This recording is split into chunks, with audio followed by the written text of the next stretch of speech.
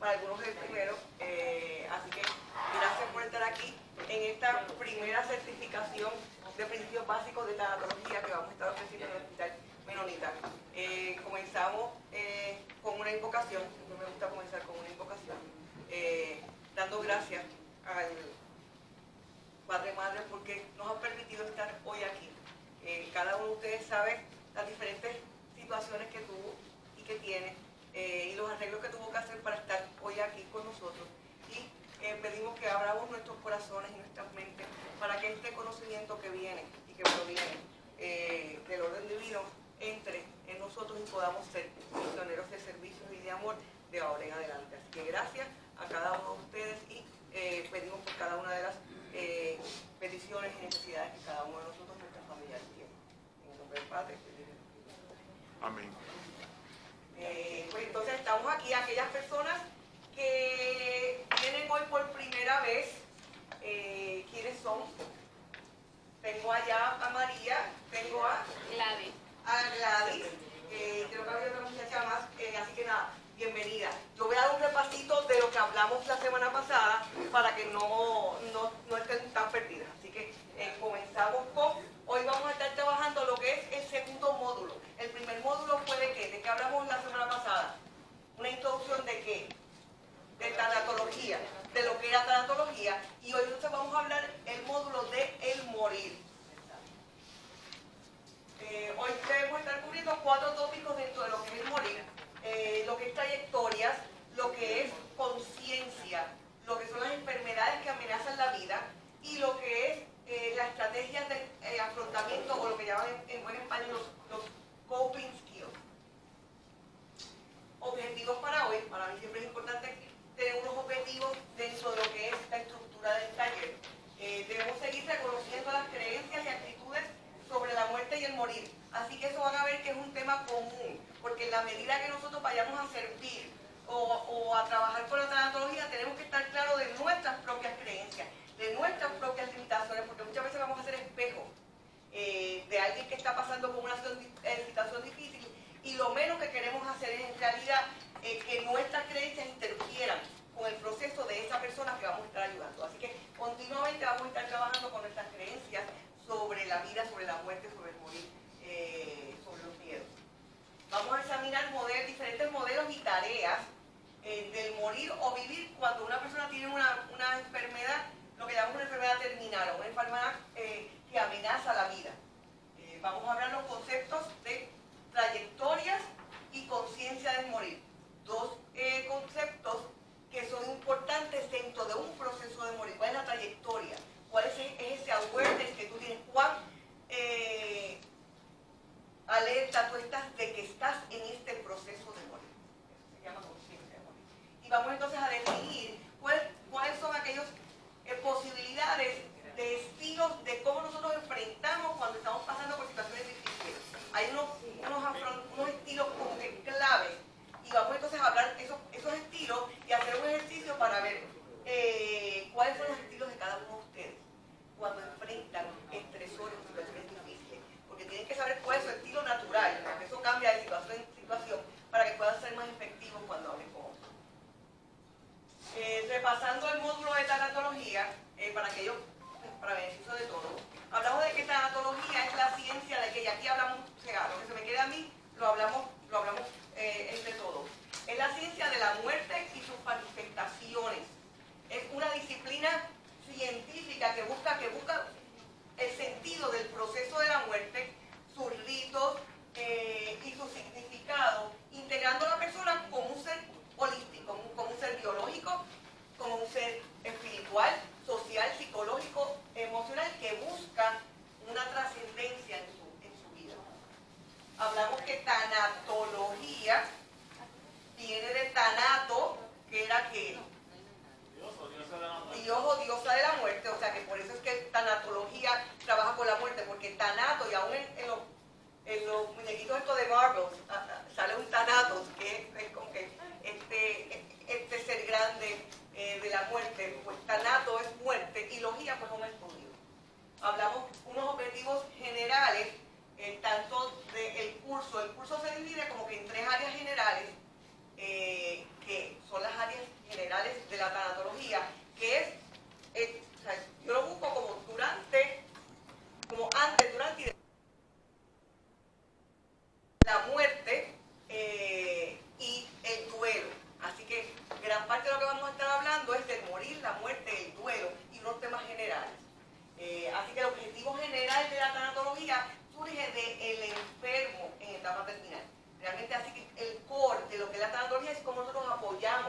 a la persona que está en este proceso de morir, que está enfrentando una enfermedad que amenaza su vida.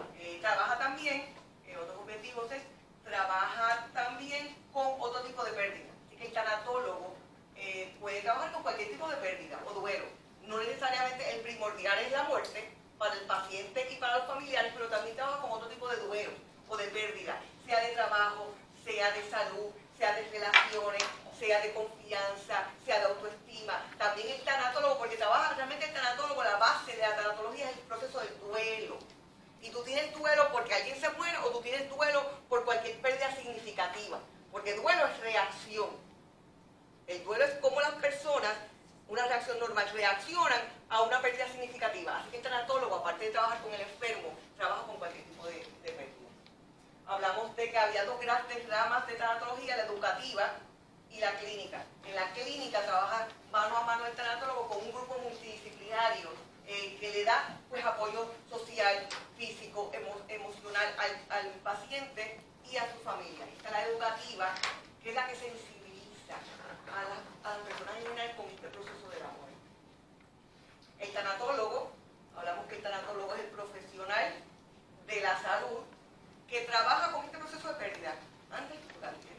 Y que es bien importante dentro de los sistemas de salud, porque los sistemas de salud trabajan con el proceso de las enfermedades, de la muerte, del morir. Así que el rol del tanatólogo es sumamente importante en los sistemas de salud porque trae una perspectiva específica con unas estrategias particulares de cómo manejar al enfermo, a sus familiares y al mismo profesional de la salud que tiene que, mientras apoya a otros, tiene que trabajar con sus propias pérdidas y con sus propios procesos.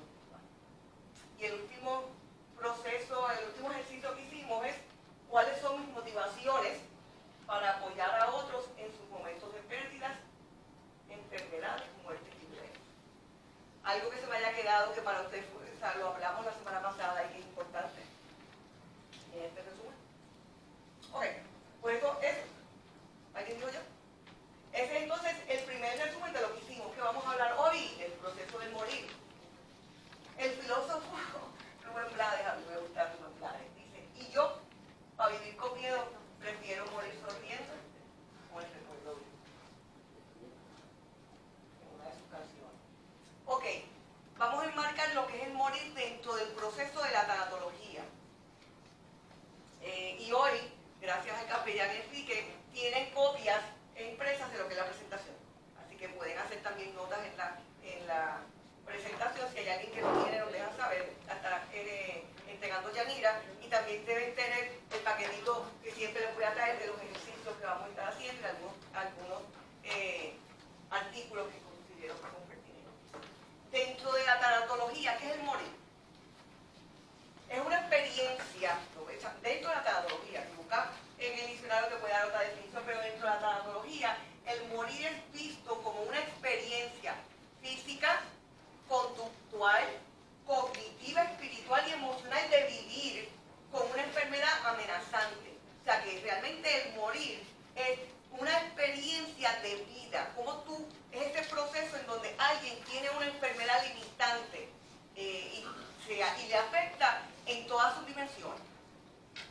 Es un conjunto de cuidados, el morir es un conjunto de cuidados dirigidos a los enfermos con una condición terminal.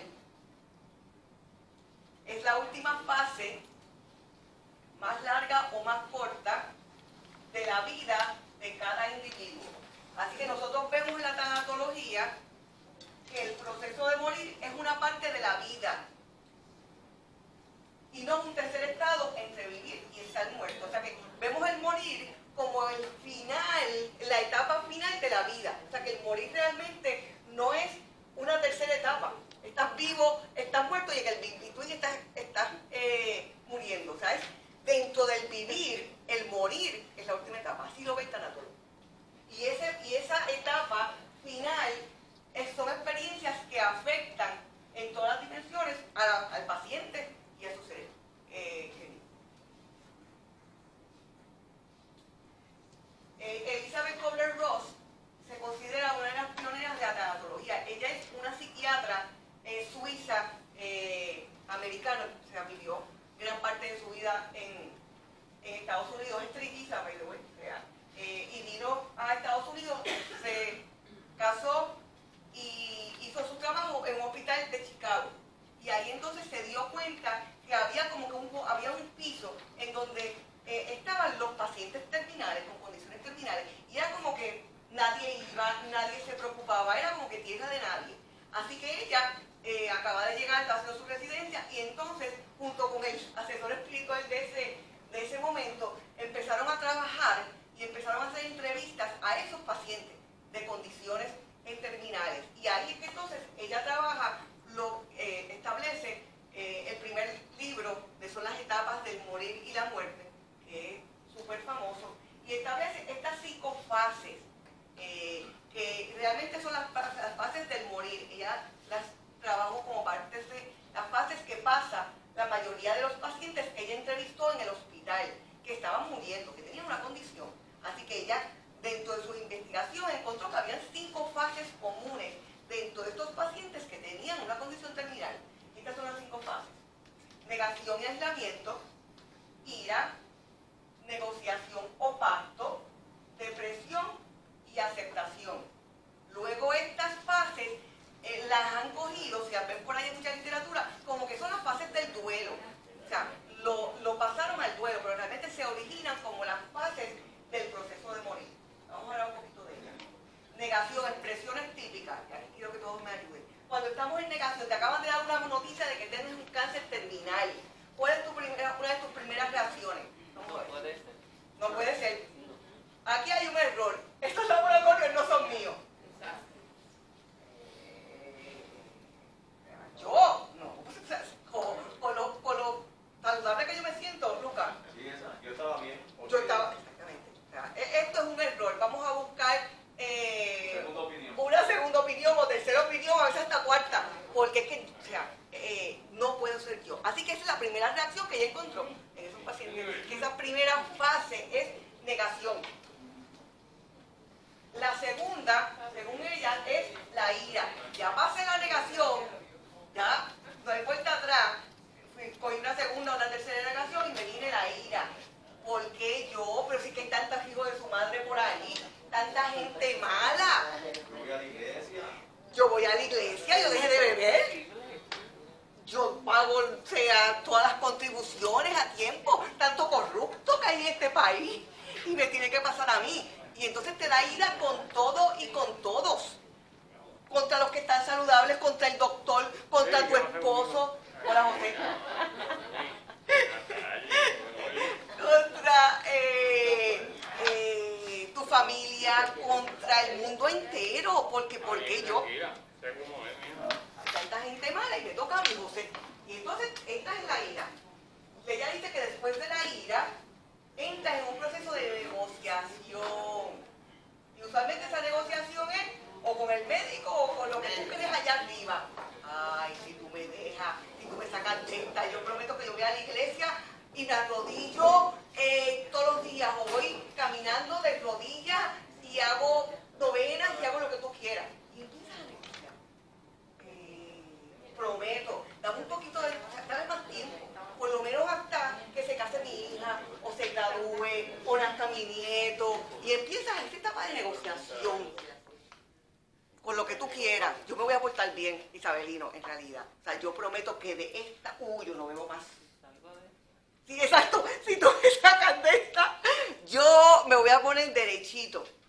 Y empieza la negociación. Cuando las negociaciones no funcionan, la otra fase es que caes en ¿qué? En depresión. No funcionó, yo tiré todo lo que se me ocurrió y caigo en una depresión. Hay depresión, una depresión reactiva, que es cuando tú respondes a esas pérdidas pasadas y presentes, estás reaccionando a esto que te está pasando, pero lo estás uniendo a todas las otras cosas malas que te han pasado. Todas estas otras situaciones difíciles, es como que ahora caen y lo sientes completo. O, ya cuando vas pasando un poquito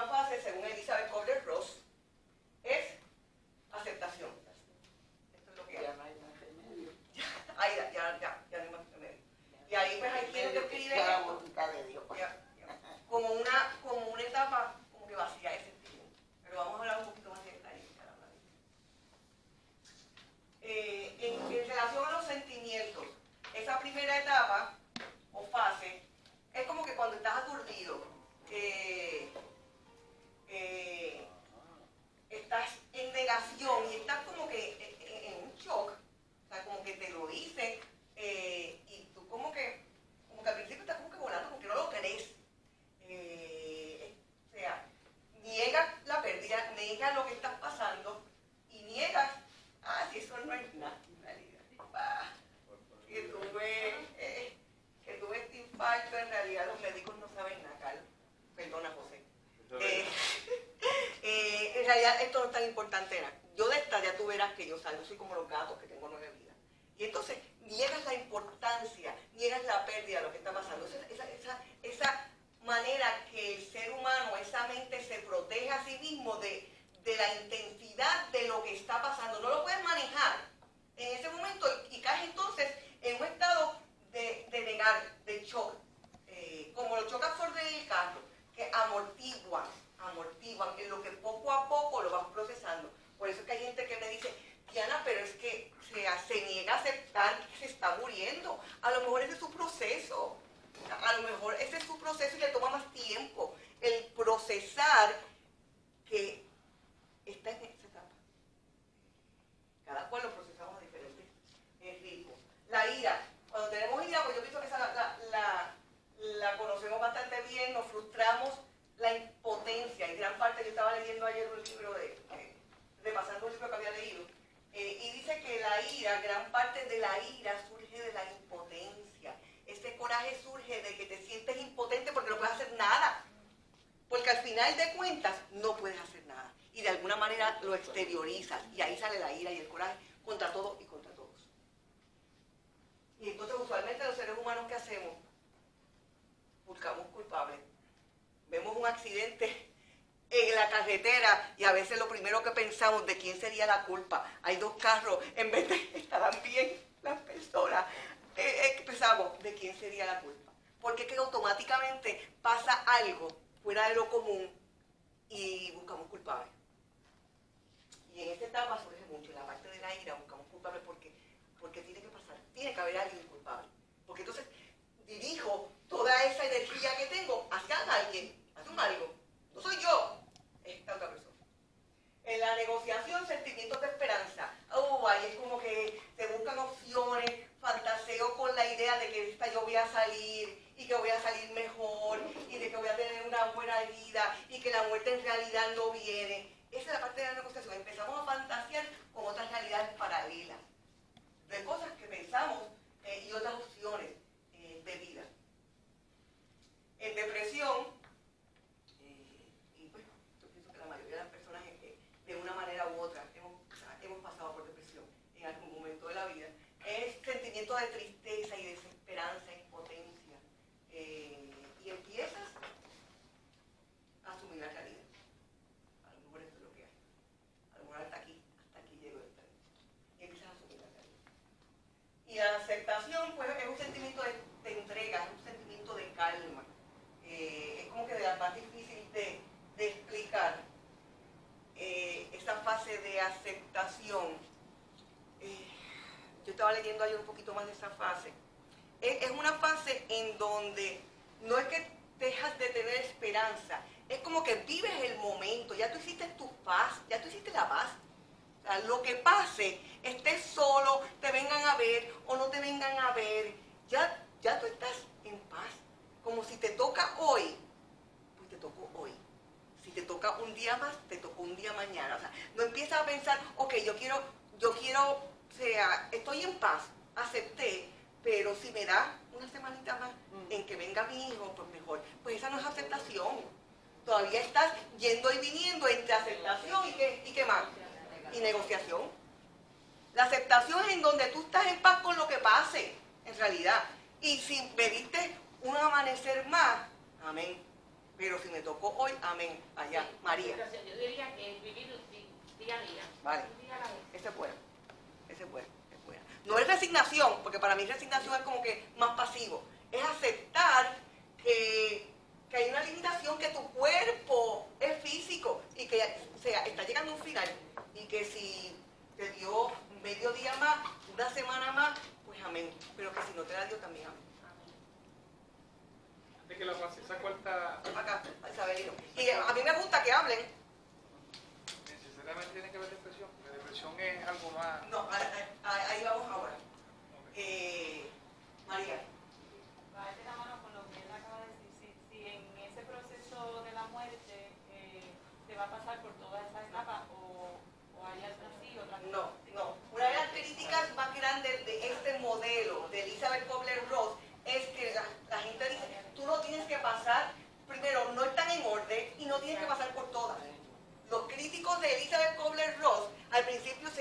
le dan duro a eso, de que en realidad lo vendieron como que esta primero, esta después, y tú tienes que pasar por ellas.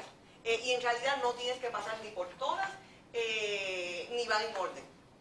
Simplemente ella notó dentro de su investigación que en muchos de ellos pasan eso.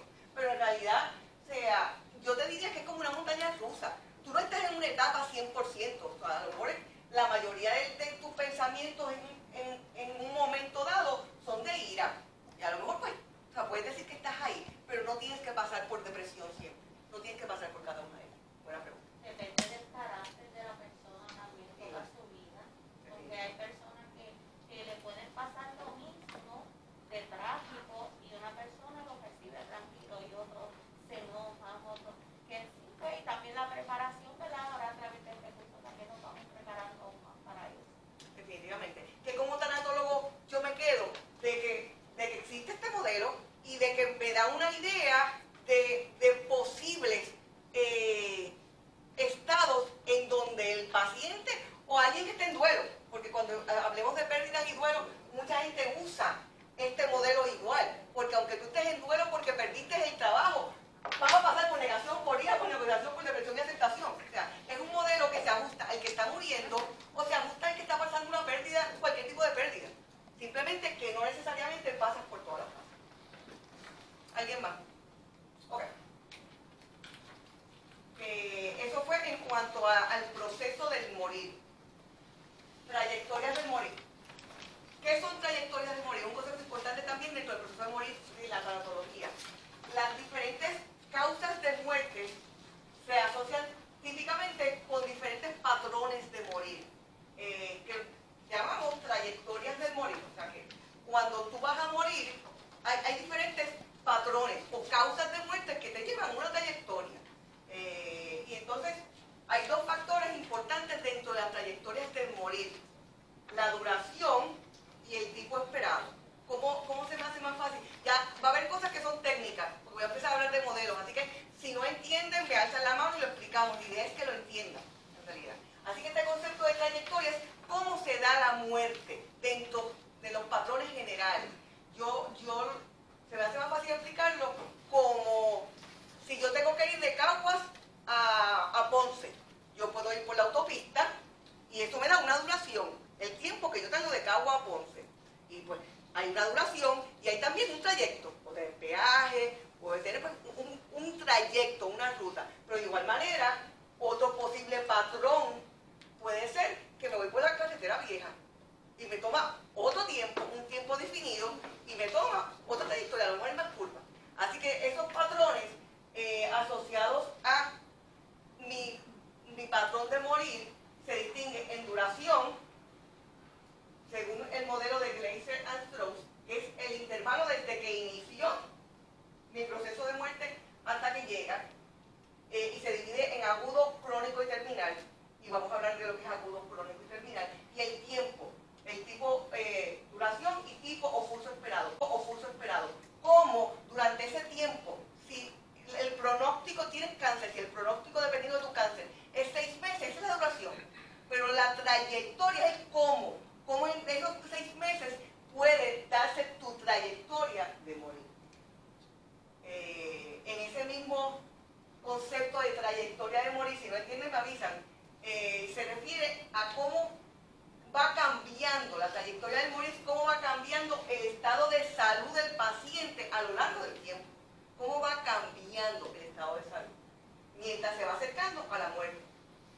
Los primeros que hablaron de trayectorias del morir, los dying trajectories, era Glaser and Strauss, y hablaron de 3 trayectorias. El modelo de ellos tenía 3 trayectorias, 3 posibles trayectorias de muerte. 1, la muerte súbita o no esperada.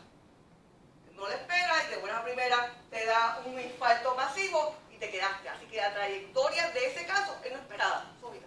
2, ellos hablan de una muerte esperada. Tú tienes una condición en donde se espera que a raíz de esta condición en algún momento tú mueras, sea a corto plazo o a largo plazo. Esa es la segunda.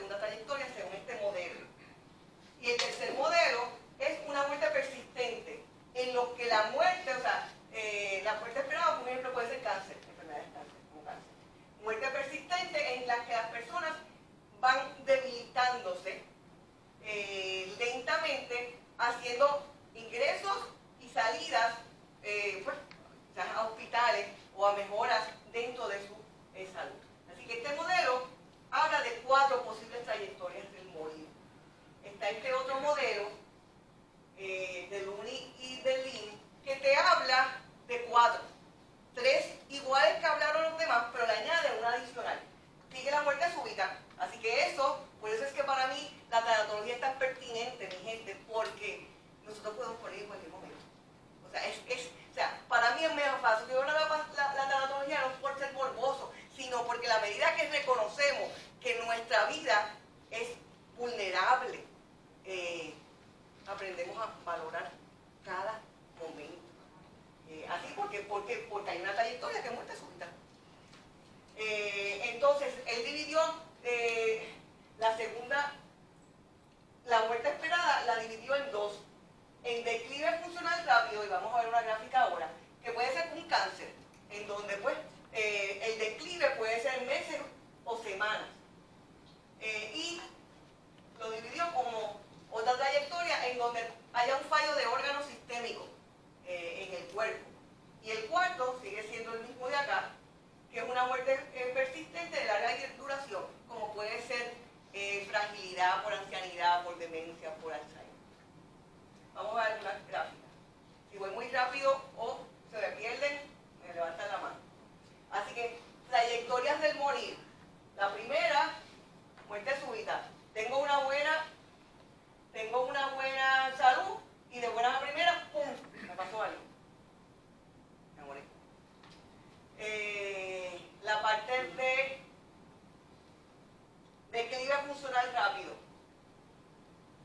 Poco a poco veo este declive, un ejemplo puede ser cáncer, voy bajando de tener buena salud, dependiendo del tipo de cáncer, aquí tenemos los médicos, puede ser semanas o puede ser meses, pero va bajando esa salud. Esa es la trayectoria, lo esperado, dependiendo del cáncer que sea tu trayectoria, ese camino de Caguas a Ponce.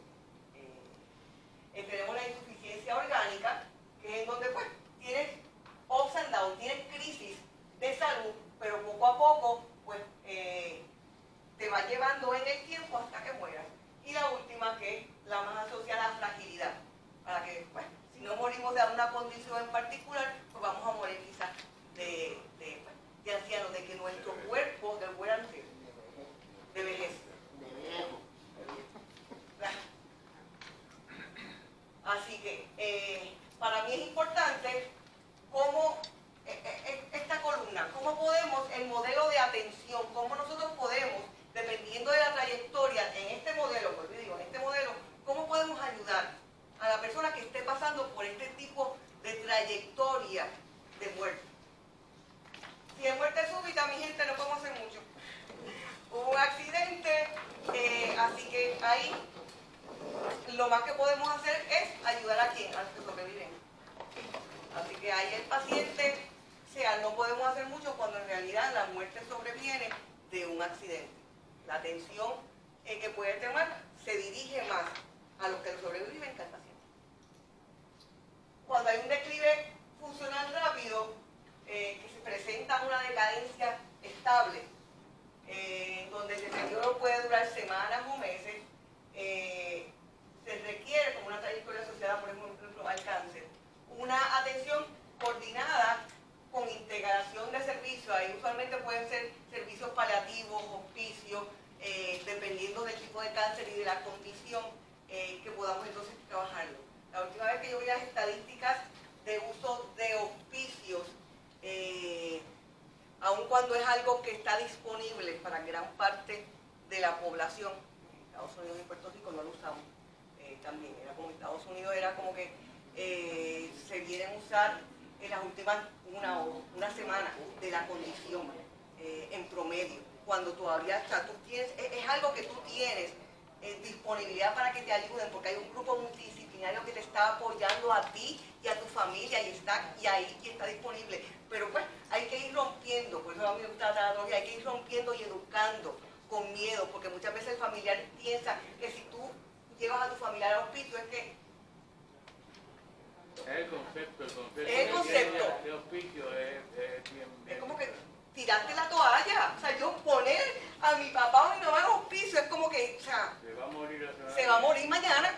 Cuando no, o sea, en realidad para que ir a un hospicio tiene que haber médicos que te digan que el pronóstico es de 6 meses o menos. O sea, yo he trabajado en hospicios, en centro médico, en donde son pocos, pero hay personas que estando en hospicio la dan de alta, porque, o sea, son bien raros, pero salieron. Pero si está disponible, tenemos que ir cambiando eso de que el hospicio, los cuidados paliativos, y luego cuando vayamos al módulo de cuidados e intervenciones, vamos a hablar más de que es una alternativa, Aida. No todo el que lo ponen por hospicio se va a morir. Yo estuve por hospicio 6 meses por pues, una condición de una bacteria que cogí, me tuvieron que operar varias veces. Cuando me mandan de alta, me mandan por hospicio. El médico dijo, ¿verdad? Él decía que esto era cuestión de 6 meses, pero la gloria es de Dios porque han pasado ya 10 años y estoy viva. Estoy viva, y Sabelino el pastor sabe de verdad de eso que yo pasé. Y exactamente, porque yo era bien delgadita. Yo era bien delgadita y parece que los cueros que me pusieron. Le vino bien, pues le vino bien. Me vino bien. Sí, es cierto Y estuve en casa con oxígeno, una colostomía. José, El doctor sabe. Lo que pasa es que el concepto de hospicio como tal inicialmente viene para eso. Sí. O sea, para el paciente que tiene cáncer, que está en etapa terminal, que ya pues, está en los últimos días de vida. Pero a raíz que sale el Alzheimer, que es una enfermedad neurodegenerativa que pues, queda un poquito más larga, ¿verdad? Pues también se unieron esos pacientes al servicio de hospicio, pues son pacientes que deterioran mucho, pero bien lento. Y esos son los pacientes que duran mucho, incluso en ocasiones hay que darlos de alta. 10 y 12 años. Que el concepto de hospicio hay que irlo cambiando. Definitivo, mi mamá tiene Alzheimer, lleva 10 años. Y todavía, no está en la etapa final. Fracaso de los órganos sistémicos, hablamos de la tercera trayectoria de muerte, que son enfermedades crónicas con periodos de gravedad intermitente y muerte tras crisis. Usualmente se asocian a insuficiencias cardíacas, enfermedades pulmonares crónicas, crisis, a situaciones hepáticas o renales. Ahí, el modelo de atención que recomiendan es una gestión de enfermedad con educación sanitaria al paciente y a la familia. Como hay crisis, requerirá también de intervenciones rápidas, porque pues son fallos orgánicos, o sea que a lo mejor tú tienes una crisis en un momento dado, así que por eso la educación es tan importante, que sepa ese paciente y esa familia lo que esperar de esa condición. Y si pasa eso, pues tienes que hacer esto otro, y a lo mejor esto lo puedes resolver en tu casa, pero esto tienes, cuando te pase esto, tienes que ir al hospital. Por eso es tan importante la educación en este tipo de trayectoria de muerte o condiciones. Y la fragilidad, pues ahí pues cuidados de soporte sanitario y social, de larga duración, como estábamos hablando. Si miramos la población y la edad promedio, la población de Puerto Rico, vemos que cada vez tenemos más personas mayores y personas mayores que están solos. Así que ahí realmente entra la responsabilidad social de cada uno de nosotros. Muchas de esas personas están enfermas, viven solos, sus familiares no están en Puerto Rico, los hijos están en Estados Unidos. Y ahí entonces es lo importante de cómo cada uno de nosotros buscamos la manera de apoyar a esas personas que están en esta área, que están envejeciendo y están solos. Ok, ¿qué buscamos? Momentos finales, ¿qué buscamos en esos últimos momentos de vida? Aunque eso es cada trayectoria es diferente, cada persona es diferente. En mi opinión, hay como que unas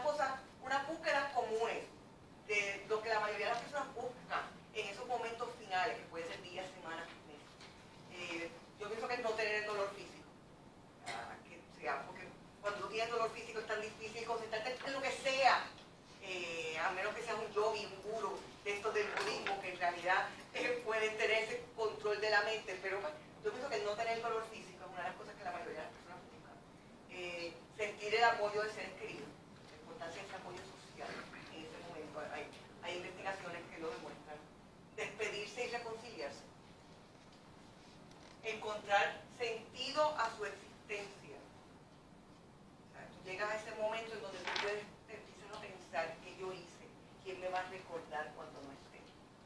¿Qué van a decir de mí? Eso es sentido a su existencia. Y pues, otra que yo pienso que es importante, irse en paz y sin miedo.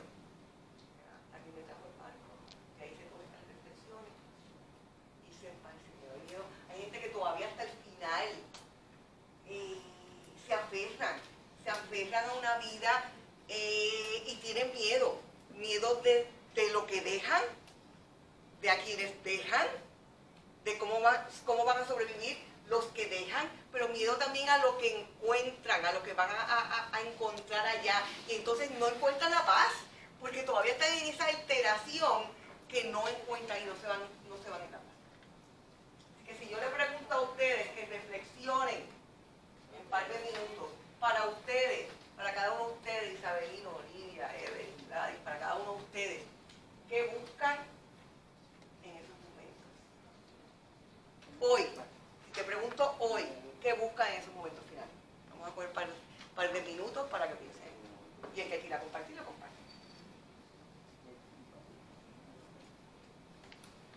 Puede ser esa, puede ser no esa. Esas son lo que para mí. Yo creo que una de las cosas que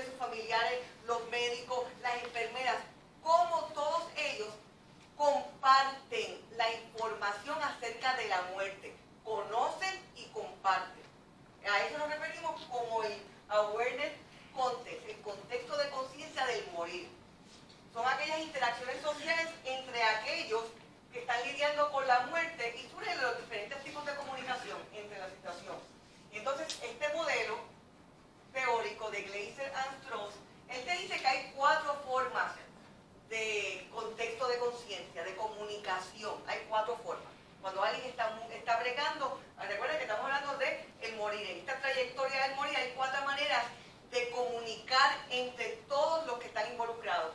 Y ellas son cerrado, sospechoso, pretensión mutua y abierto. Vamos a ver a qué nos referimos. El cerrado es cuando la persona que está muriendo ni sabe, ni reconoce, ni sospecha que está muriendo. No sé si algunos de ustedes han conocido personas así, aquí veo que dicen que sí, en donde esa persona que está muriendo no, ni lo sabe, ni lo reconoce, ni lo entiende que está muriendo. Eso es el contexto de comunicación cerrado. El contexto de comunicación o de awareness sospechoso es cuando la persona que está muriendo, voy a llamarlo moribundo, comienza a sospechar, como que aquí hay algo que no me están diciendo, no sé qué es, pero aquí como que huele algo raro. Y ese es el sospechoso, no sé, porque no me lo han dicho, o sea, no están sentados conmigo y no me han dicho lo que hay, pero yo empiezo a sospechar, así que sí es sospechoso. El tercero es pretensión mutua. Ahí es cuando todo el mundo sabe, incluyendo al paciente, pero no lo hablan abiertamente. Yo lo llamo como el elefante del cuarto. Es como que todo el mundo sabe que hay un elefante, pero no lo habla. O sea, es como que el que se está muriendo sabe que se está muriendo, pero no lo habla con su esposa ni con sus hijos para que no sufran. Es como un tabú. Es como un tabú. Ni los hijos hablan con el papá ni con la mamá. Y los médicos tampoco. Y es como que todo el mundo sabe que esta persona está en su trayecto de muerte, pero todo el mundo pretende. Ese es el tercero que llamamos pretensión mutua. En donde no es que no sepa, ya todo el mundo sabe, no sabe en realidad cuándo va a ser, pero sabe que está en trayectoria de muerte, pero pretendo. Y no se habla abiertamente. Por las razones que sean. Hablamos un poquito de eso. Y abierto. Es el que la persona moribunda y todos los demás se dan cuenta y están dispuestos a hablar de la situación. Es difícil, pero están dispuestos a hablarlo. Y está ese familiar que se sienta y dice, bueno, papi, esto es lo que hay.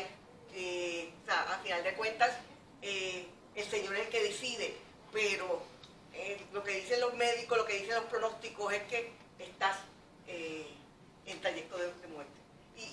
¿Qué tú quieres? ¿Cómo tú quieres pasar estos últimos días? ¿Qué te gustaría? Y empiezan a tener esos diálogos, que si no se sabe, le estás coartando la oportunidad a ese enfermo de despedirse. Porque si cae en el cerrado, en donde no sabe ni se conoce, pues ¿cómo se va a despedir mi gente?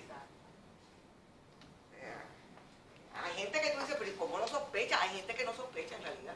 O sea, o que pretende no sospechar. O sea, se cierra a esa posibilidad tal que no le da ni tiempo de despedirse, ni de hacer esa aceptación, porque no se habla de lo que va a pasar.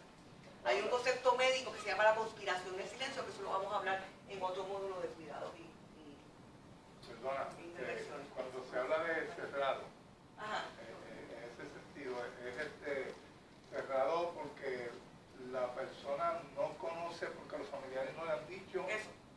Es como, acuérdense que estamos hablando del entorno de comunicación. Todo esto nace de la comunicación.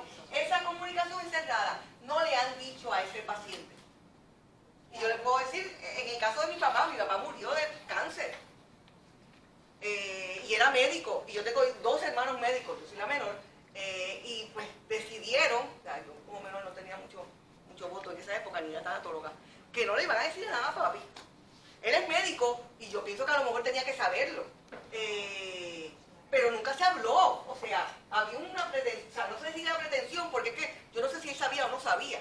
Pero era como que nosotros hablábamos de tu cumpleaños 90, que vamos a hacer tu cumpleaños 90, papi, cuando sabíamos que no iba a llegar a los 90. Y ahora yo digo, Dios mío, qué barbaridad. No le dimos la oportunidad a él que se despidiera de su esposa ni de sus hijos. A veces se cree que la persona enferma no tiene la capacidad para aceptar eso. Muchas veces están súper preparados. El que tiene miedo es uno. El que tiene miedo es uno. O sea, cuando uno piensa, ¿por qué no se lo dice? En realidad es uno, porque la comunicación va a ser difícil. A lo mejor él está preparado y va a ser difícil, pero el que tiene miedo es uno. Carlos. ¿A dónde llega el derecho del paciente a conocer su realidad? De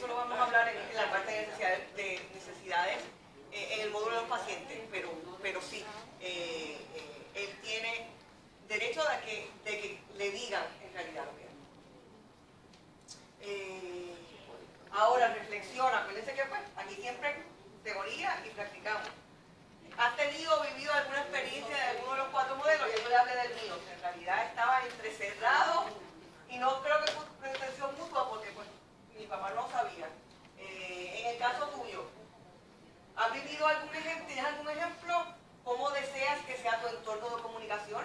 Si te toca a ti, o es el caso de un familiar cercano, ¿cómo lo manejarías? Porque pues uno de acá afuera saca pecho, no, yo quiero que lo hacemos, pero tú conoces a tu familia. ¿Cómo deseas que sea tu entorno de comunicación? ¿Qué puedes hacer para lograrlo? Ya por lo menos los felicito porque están aquí. Y ya por lo menos eso es un paso para tener herramientas. ¿Cómo la van a manejar? Pues depende de cada caso, depende de cada situación, de cada familia. Isabelino. Samuel, Isabelino está allá. Iba bien.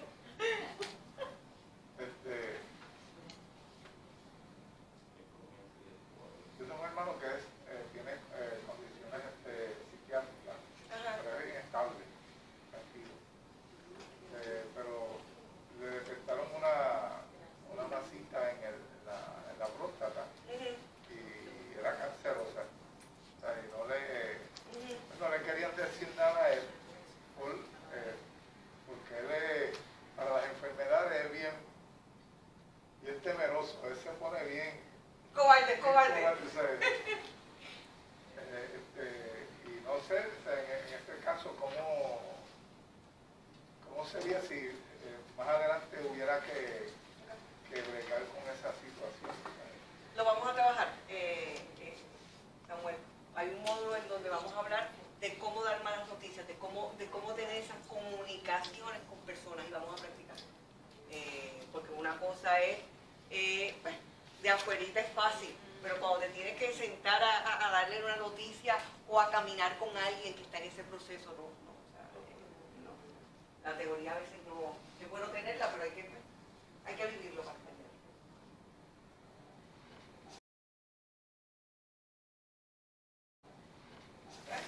¿Alguien más en cuanto a esto? Otro modelo de comunicación auténtica en la etapa de final de vida lo trae McKellar y Cowan. Hablan de 9 aspectos que son importantes cuando vas a tener una comunicación abierta con alguien en la etapa final de vida. Autenticidad. Al final de cuentas, que tú seas transparente. O sea, cuando vas a tener esa comunicación, que seas auténtico. O sea, si ya tú vienes con tus miedos, ya muchas veces dicen que el paciente ve a través de ti. Así que ser auténtico. Estar presente. Si vas a tener un diálogo y estás ahí, trata de estar presente. Deja en la puerta o en la gaveta las preocupaciones que tienes. Y si te vas a enfocar, enfócate en ese momento. Si lo que le puedes dar son 10 minutos de quality time, dale 10 minutos. Pero en donde tu pensamiento, tu corazón, tu mente esté ahí con esa persona. Sensibilidad. Sensibilidad desde la perspectiva de lo que está pasando esa persona. Tienes que ser sensible. No lo vas a entender, quizás todo, porque bueno, tú estás saludable, quizás esto no está pasando, pero ser sensible y sin juicio. El valor. Tienes que tener el valor para que tú puedas transmitir el valor. ¿Cómo le vas a decir? Tienes que ser fuerte cuando tú estás siendo humano con él. Para eso no vaya. Que tienes que pues, practicar, que se vea ese valor, que lo vivas. Y pues también es honesto decir, mira, yo no tengo todas las respuestas. Y en realidad yo tengo igual que tú, pero estoy contigo, yo voy a cambiar contigo. O sea, no tengo todas las respuestas y se me hace difícil ser fuerte, pero estoy dispuesta a estar contigo. Aceptación. Cambiamos lo que podemos cambiar, luchamos por lo que podemos luchar y aceptamos lo que no podemos. Respeto, para mí el respeto es fundamental. Respetar a ese ser humano, que no es que está muriendo, es que está viviendo hasta que muera. Es como que ya a veces le ponemos esa etiqueta de enfermo terminal. Yo pienso que ¿qué es lo que está terminando? la persona o es la enfermedad? Lo etiquetamos. Así que tenemos que hablar con respeto y compasión. Más allá de la empatía, compasión. Estoy contigo aquí a caminar, a actuar contigo. A veces también humor. Dicen, pero Diana, humor. Pues sí, o sea, dentro de la situación, ¿cómo vemos ese vaso? ¿Medio lleno, medio vacío? O sea, yo me acuerdo que mi papá hasta el final hacía chistes y me hacía el mismo chiste todos los días. Y todos los días yo me tenía que reír.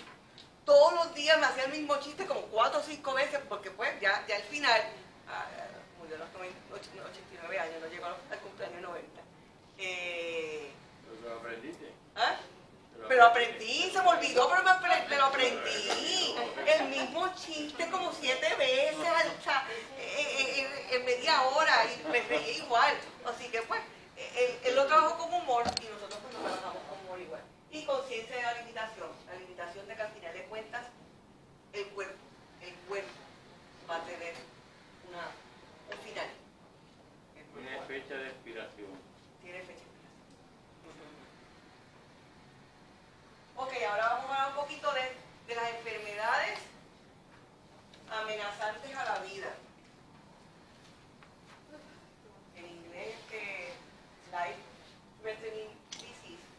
Enfermedades que amenazan la vida o que están en trayectoria de la muerte. Pero, preguntas hasta ahora. Hablamos un poco de conciencias, hablamos un poco de trayectorias y hablamos un poco del proceso del morir. Hoy es el tema del morir desde la perspectiva de tanatología. ¿Cómo lidiar con este tipo de enfermedades? Son enfermedades que el pronóstico de que mueras cuando tienes una de ellas es alto.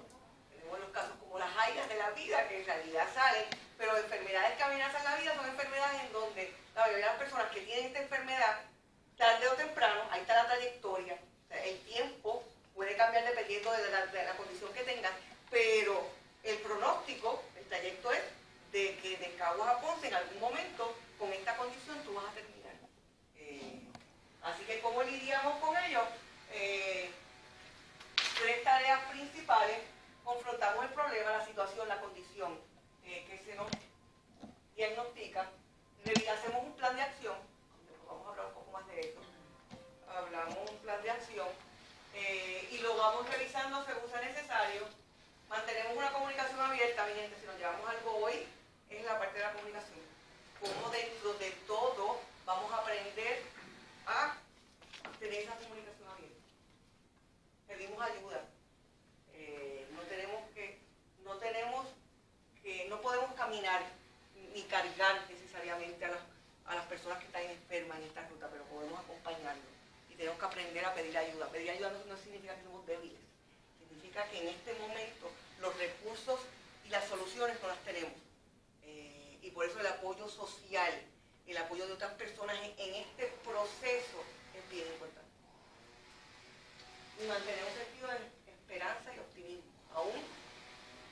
Para mí la esperanza es uno de los valores más importantes de la vida. Tú tienes que saber en qué tú tienes esperanza. Que no caigas en quizás ser irreal, pero siempre tener una esperanza dentro de la realidad que tú tengas que te sostiene a ti.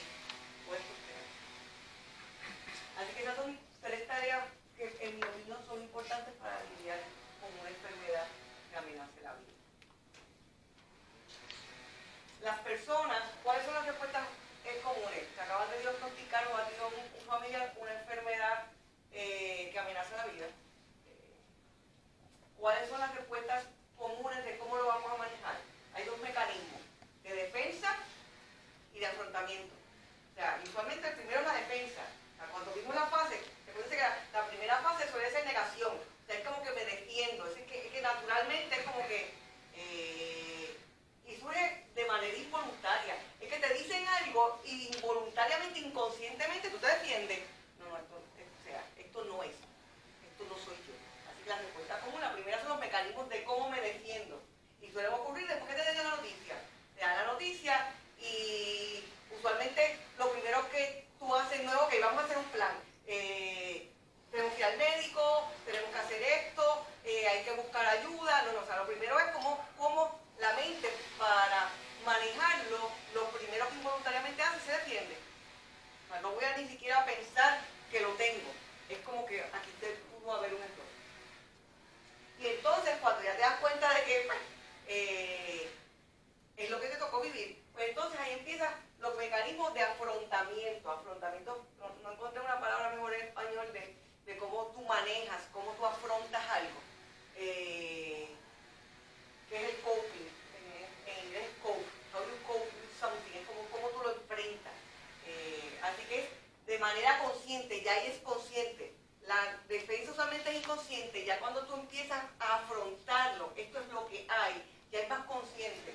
Y entonces tienes diferentes propósitos y diferentes enfoques. Son usualmente percibidas y vistas de manera más positiva. La defensa, la gente la ve como más negativa. Yo no la veo ni negativa ni positiva, la veo como un mecanismo del organismo para protegerse. Lo veo como los shock absorbers. La goma, cuando tienes un hoyo, tiene los shock absorbers para amortiguar. Así que usualmente yo veo que lo primero que surge cuando te dan una noticia mala en relación a una enfermedad es eso, es la parte de defenderte porque se te acaba de cambiar el mundo. O sea, tú estás bien y de buenas a primeras te dice que tienes un diagnóstico de cáncer. Ya la palabra nada más, o sea, te asusta. Así que la defensa es negarlo. Luego de un tiempo que se puede variar, empiezas a manejar. Ahí, según Doka, que es un tanatólogo que ha trabajado mucho con esta parte del morir, hay 4 fases importantes o principales de las enfermedades. 3 siempre se dan y hay 2 que no se dan siempre, depende de la condición. Puede haber un prediagnóstico. Tú tienes una enfermedad que amenaza tu vida y él te dice que hay 5 fases. Un prediagnóstico que se puede dar o no se puede dar. El prediagnóstico es cuando empiezan los síntomas. O sea, no vas al médico, pero como que empiezan a sentir unos dolorcitos que tú dices, wow, así como que ya hay.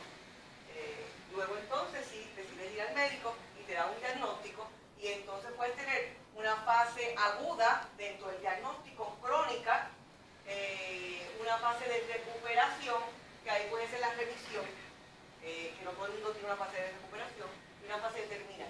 O sea que las que siempre van a estar en una aguda, crónica y terminal. Son fases en una enfermedad que amenaza la vida. Una enfermedad que amenaza la vida. No es una muerte súbita, pues enfermedad que amenaza la vida. Va a tener una fase aguda, una crónica y una terminal. ¿Y a qué nos referimos, Diana? La aguda es desde el tiempo en que surgen los síntomas, los primeros síntomas, hasta que se confirma el diagnóstico. Repito, ¿cuál es la fase aguda, Lucas? Es desde que se confirman, desde el tiempo que empiezan a surgir los síntomas, hasta que se confirma, hasta que tienes un resultado de laboratorio que tú dices sí. O sea, ese dolorcito que tú tenías aquí, se debe a que pues, tienes esta condición. Esa es la fase aguda. ¿Y cuál es usualmente, según Weisman, cuál es la reacción de las personas en esta parte aguda? Ansiedad. Eso es como la espera que desespera. O sea, hay gente que dice que es peor el esperar por unos resultados de una biopsia o de unos resultados en donde te van a decir si tienes o no tienes cáncer o tienes una condición. Ahí dice que te desespera. Porque tu mente se vuela. O sea, porque ahí dice, yo puedo bregar con un diagnóstico porque ya sé lo que tengo, pero esta incertidumbre de que no sé lo que tengo me está matando. Así que, esa es la parte aguda. Hay una ansiedad, una crisis de identidad por ese, luego de que se confirme, por ese shock de que esto es lo que yo tengo. Pasé la parte aguda, ya se confirmó el diagnóstico y entonces paso a la fase crónica, que es el tiempo desde el diagnóstico hasta el deterioro final. Eso es lo que llaman crónico.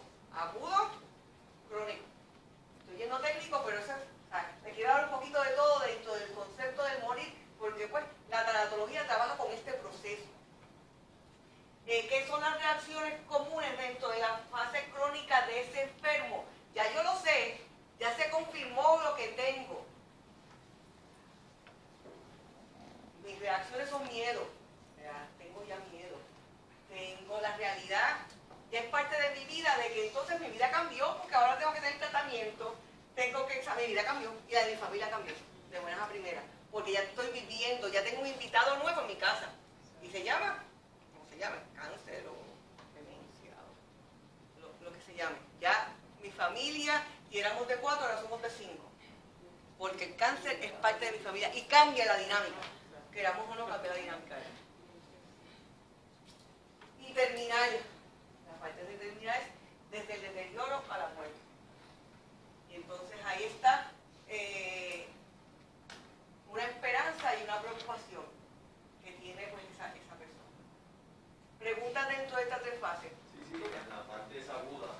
Cuando se habla de ansiedad, eso, muchas personas cuando le hacen una biopsia, pues te dicen, los primeros 5 días son los más ansiosos, porque si me llaman es positivo.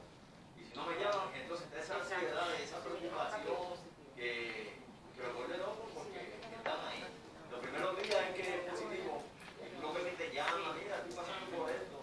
Y esa es la parte que afecta mucho a la persona.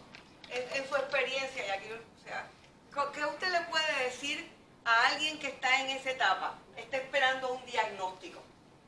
¿Qué usted le diría para, dentro de su rol, sea capellán, enfermera, o sea doctor, alguien que usted conoce que está pasando por esa etapa, lo que está diciendo José, estoy desesperado porque no sé lo que va a hacer?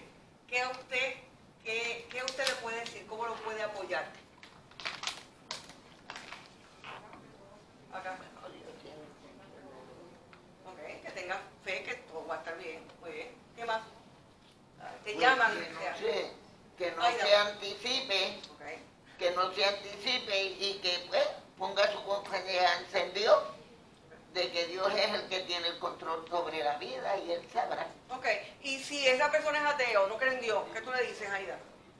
Tú luego trabajas con tu Bueno, que creencia. trate de buscar la guianza en Dios, porque Dios es el que le va a dar la solución. No cree en Dios, Aida, no cree en Dios, tú tienes que apoyar a esa persona y no cree en Dios. Pues ¿Qué tú entonces dices, le digo, Aida? oraré por ti. Ok, fine, oraré por ti, fine. Oraré ¿Tú lo crees? por ti Pero porque no es como que podía tú lo crees, pero yo creo, oraré por ti, excelente. José.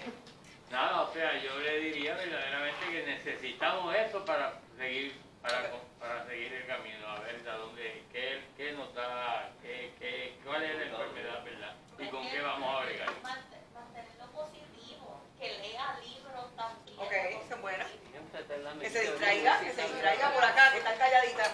Doctora, Voy ahorita por acá. yo le diría que hay muchos avances Dime. tecnológicos, la ciencia está en continuo desarrollo, descubrimientos, y hoy día pues hay muchos remedios, tanto ¿verdad? A nivel profesional, científico, para ayudar hoy día en todas las enfermedades, hay muchos adelantos. Ok, excelente. Acá, mis amigas que están calladitas. ¿Cuál fue la pregunta? Tienes a un amigo, alguien conocido que está pasando por esta parte aguda, está esperando unos resultados de un diagnóstico que puede ser, o sea, los síntomas son, o sea, puede ser cáncer, puede ser una enfermedad difícil, y está desesperado porque no le llegan los resultados. ¿Qué tú le dirías para apoyarlo? Bueno, que es totalmente válido lo que está sintiendo, pero es algo necesario para el proceso de descubrir qué es lo que tiene, ¿verdad? Que es para su bien. En general sí es un momento difícil y que dentro de pues trate de buscar técnicas que lo ayuden a relajarse, como ir a la naturaleza, orar si está dentro, ¿verdad? de tus creencias, practicar ejercicios de respiración o, ¿verdad? Otras cosas que ya la persona sepa que le han funcionado en otra ocasión, que las aplique, pero que se recuerde que es un proceso necesario para su salud y que a la larga, ¿verdad?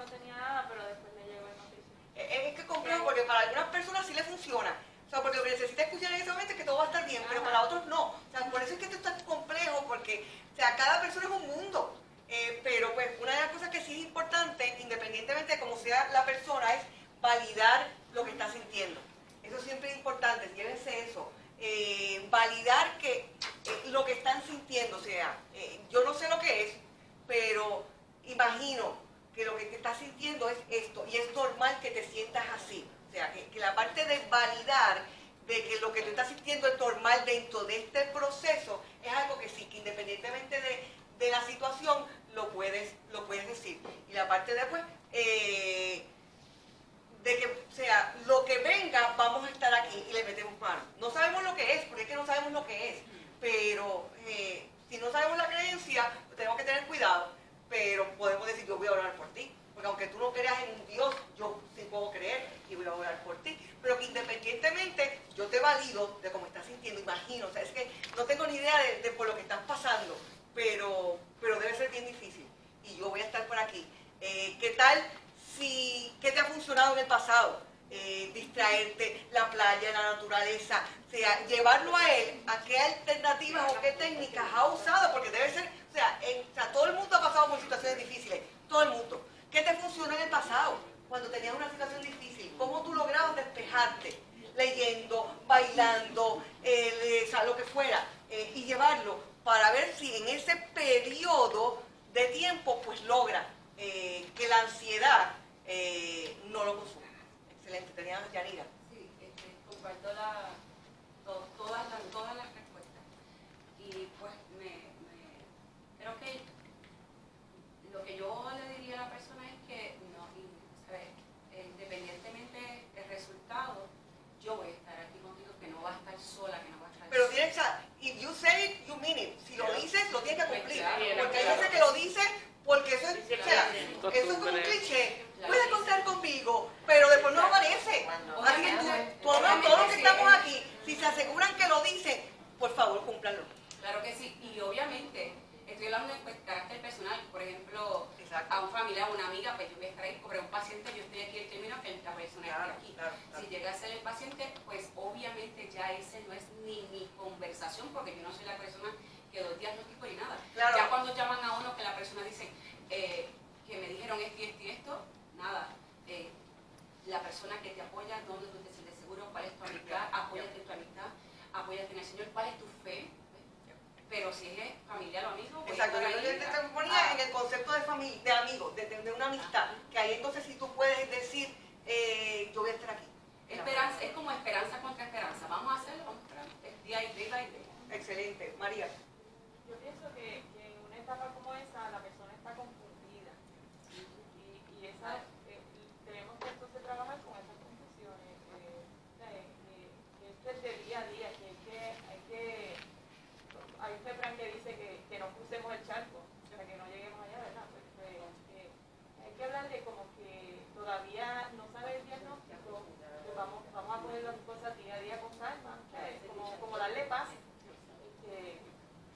No sobreestimar lo que está pasando, pero tampoco subestimarlo. Definitivamente. Isabel, ¿cómo tú terminó? El pasado martes, en la iglesia yo tuve una dinámica con la iglesia, una reflexión, con un papel en blanco y dibujé un puntito negro en el centro. Y le enseñé el papel a la iglesia y todo el mundo vio el puntito. Y era la intención mía. Que yo le decía a la iglesia que cuando vienen situaciones difíciles, crisis negativas, nos enfocamos nada más que en eso. Y hay que ver que la vida no es eso nada más, que en ese momento uno tiene que abrir la mirada, ¿verdad? Y ver que hay cosas más grandes que ese puntito que en ese momento te llamó la atención, y yo creo que le funcionó. Inclusive una hermana al otro día era una mala noticia. Y me decía, pastor, lo que yo me acordaba era del puntito. Excelente. Seguir, porque tenemos un ejercicio que quiero hacer. En esta no voy a entrar, pero la tienen en los papeles que le dimos.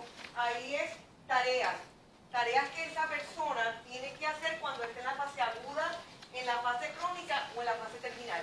Que esa persona tiene que hacer, tiene que manejar mientras está en esa etapa para que el proceso sea uno más placentero. Así que no voy a ir por ellas, pero lo tienes ahí.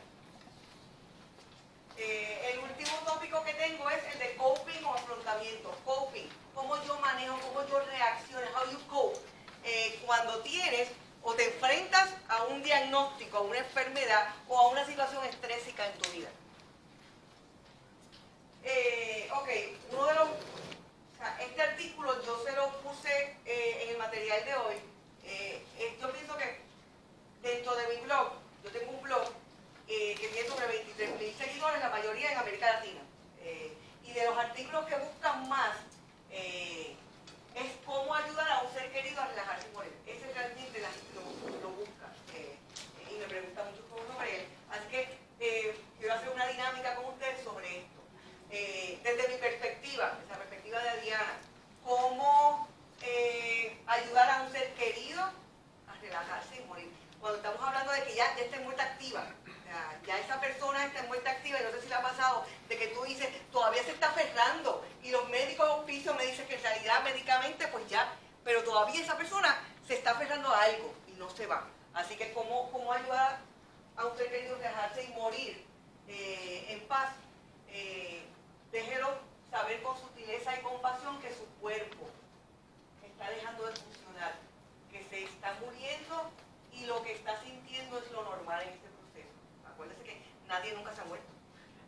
Así que no sabe si lo que está sintiendo es lo que debe estar sintiendo. Así que con compasión le deje saber que su cuerpo está dejando de funcionar y que eso es normal lo que está haciendo. Pídale que se relaje y que se deje ir sin miedos ni tensiones. Déjele saber que puede irse en paz cuando quiera y esté listo. Es el tiempo de él, no es el tuyo, no es del médico, no es la enfermera que quiere salir, o sea, es del paciente. Cuando esté listo, que se deje ir. Dígale que será recordado como una buena persona, una madre, un tío, o sea, que será recordado. O sea, esa parte todavía aún ahí nos trabaja, de que te vamos a recordar, vas a ser recordado como una buena persona, que siempre trató de hacer lo mejor que pudo. Porque aunque haya sido un HP, la mayoría de las personas siempre tratan de ser lo mejor. Así que no le estás mintiendo. O sea, para mí no mentir es importante. Así que no le vas a decir que fue, o sea, si no lo sientes, no le tienes que decir que ha sido el mejor papá del mundo. Porque si no lo sientes, no lo sientes. Pero le puedes decir que trató de hacer lo mejor que pudo. Ahí entonces, o sea, si tú sientes que ha sido el mejor papá o mamá, pues díselo. Pero si no lo sientes, por lo menos dile que va a ser recordado como una persona que trató con las herramientas que tuvo de hacer lo mejor que pudo. Pídale que suelte, aún todavía ahí, que suelte cualquier sentimiento de culpa, de error, de fracaso o ira que todavía pueda tener, que suelte, para que se pueda ir libre, liviano, sin carga y feliz. Coméntele que lo está haciendo muy bien, ese reinforce lo estás haciendo muy bien. Aunque no te oiga, o sea, puede estar inconsciente, pero el oído es lo último que se va. Así que háblele. Y díganle que ustedes se quedarán con él hasta el final. A veces tienen ese miedo, inclusive en esta etapa, de quedarse solo. O sea, díganle, o sea, nosotros vamos a estar aquí el tiempo que sea. Y estoy contigo. Díganselo. Que no vas a estar solo, que será cuidado con amor y será mantenido cómodo hasta su último respiro. Y dependiendo de la fe, creencias y religiones del moribundo, le puede hablar de lo que le espera en el más allá, pero dependiendo no de la fe tuya, de la de él. Algo que a veces funciona, háblele que sus seres queridos y amigos que ya se murieron los van a estar esperando. Ahí tienen que decir, chacho, si juegan dominó, yo decía a papi, chacho, cuando llegues allá tus hermanos van a hacer fiesta, porque van a hacer unos torneos de dominó que ni te cuento. Yo no sé si me estaba escuchando, el último mes lo pasé en intensivo, inconsciente, pero cuando yo podía iba y hablaba.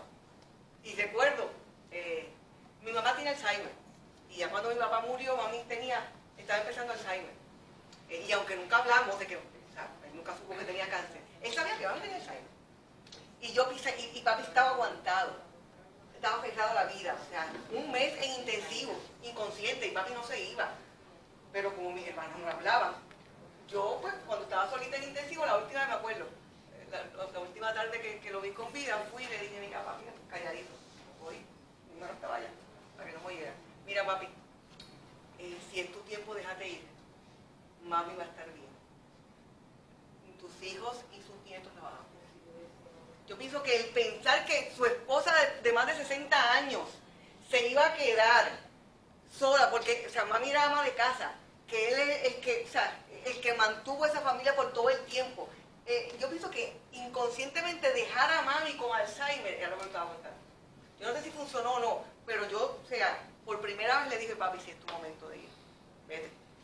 Mami va a estar bien y la vamos a cuidar, como si tú estuvieras aquí. Y papi murió el otro día. Así que nada, dígale, hable de sus seres queridos y amigos fallecidos que lo van a estar esperando. ¿Qué yo quiero hacer ahora? Yo quiero que practiquemos esto. En los materiales que yo le di, vamos a buscar. ¿Todo el mundo tiene materiales? Los materiales son estos. ¿Usted tiene materiales? Yo no sé si tiene materiales. No. Materiales son los que empiezan con la hoja de evaluación y hay un ejercicio.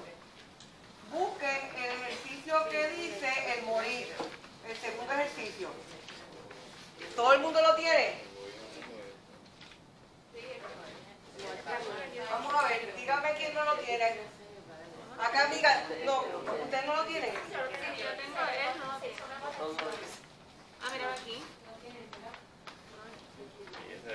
Sí, o sea, se lo di, no, él no lo tenía. ¿Alguien más que no lo tenga? Ok, pues levanten ese ejercicio y miren lo que vamos a hacer. Ajá, si se creían que hoy iba a ser facilito, pues no. Vamos a practicar esto. Vamos a practicar en grupos de 3. ¿Y por qué en grupos de 3? O sea, porque yo quiero que una persona sea la que haga el proceso de relajar a otro, que va a ser como de enfermo, y va a haber un observador. Por eso quiero que sean grupos de 3. ¿Y qué es lo que yo quiero que practiquen? Que practiquen esta guía que le acabamos de dar. Pueden utilizar esta. Y la tienen en su papel para que la puedan leer. No, eso no. Okay. No, pues entonces, aquí, porque yo lo que les di a ustedes que no vinieron era lo de los documentos del primero. Gracias. No, los que no vinieron no lo tienen. No, los que no vinieron no lo tienen. Aquí lo tienen. Aquí lo tienen. Y ella. Aquí tengo 2. Ok, así que busquen parejas de 3. ¿Tú no lo tienes? Por razón, si me habían sobrado un montón, acá. Ok, ¿qué yo quiero que hagan? En grupos de 3.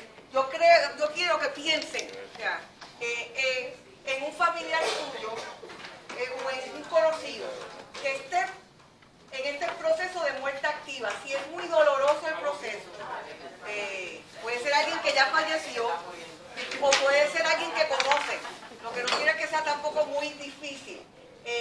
La idea es que practiquen, que alguien dentro del grupo decida, y pueden turnarse, decidan ser quién es el que está en esa etapa.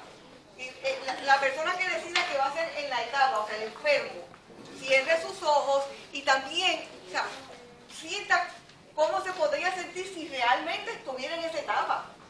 O sea, si evalúen, si yo realmente estuviera en esta etapa de final de vida, cómo yo me siento y cómo me siento con lo que me están diciendo, para que después también le den insumo. Así que la perspectiva del que le toque el rol del enfermo, traten de ponerse en esa posición. Si me toca en calidad, si es mi momento, ¿qué miedo yo voy a tener? ¿Qué yo busco? ¿Qué yo no busco?